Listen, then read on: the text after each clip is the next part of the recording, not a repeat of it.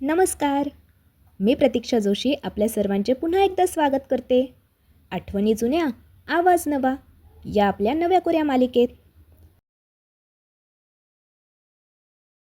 संत एकनाथ. गोदावरीच्या काठी पैठण नावाचे एक गाव आहे. तेथे एक थोर संत होऊन गेले. त्यांचे नाव एकनाथ महाराज.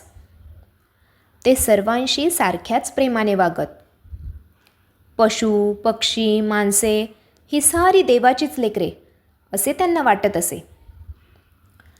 एकदा महाराज काशीहून गंगेची कावड घेऊन रामेश्वराला जात होते.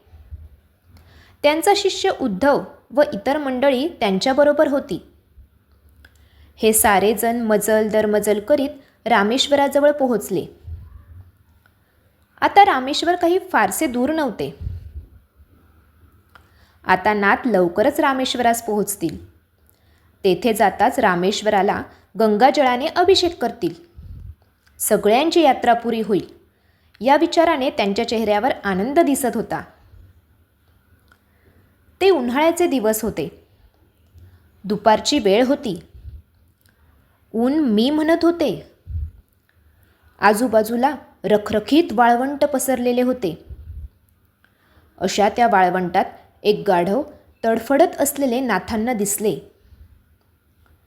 ते तहानेने व्याकुळ झालेले होते.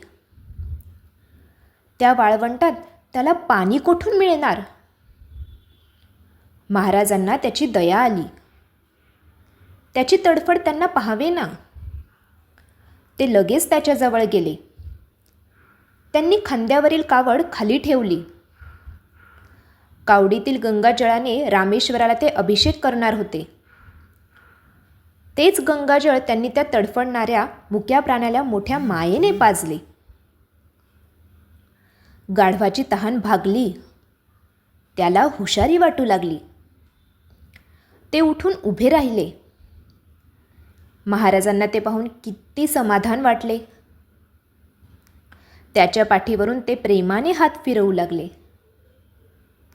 हे सारे महाराजांचा शिष्य उद्धव व इतर लोक यांनी पाहिले. ते महाराजांना म्हणाले, महाराज, हे हो काय केले? आपणाला या गाढवाचा विटाळ झाला. सारं गंगाजळ अपवित्र झालं. आता रामेश्वराला जाण्यात काय अर्थ उरला? अगदी थोडक्यासाठी आपली सारी यात्रा वाया गेली. महाराजांच्या बरोबरीची सर्व माणसे नाराज दिसत होती. महाराज मात्र शांत होते. त्यांच्या मुखावर आनंद दिसत होता. ते म्हणाले, बाबांनो, या मुक्या प्राण्याला तडफडून कसं मरू द्यायचं? मग रामेश्वरी जाऊनही आपली यात्रा पुरी कशी झाली असती?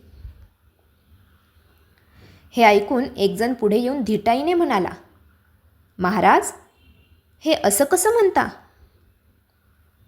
महाराज त्याला समजावत म्हणाले, बाबा रे, देव सर्वत्र आहे. कोणत्या रूपानं तो आपल्याला भेटेल हे कुणी सांगावं?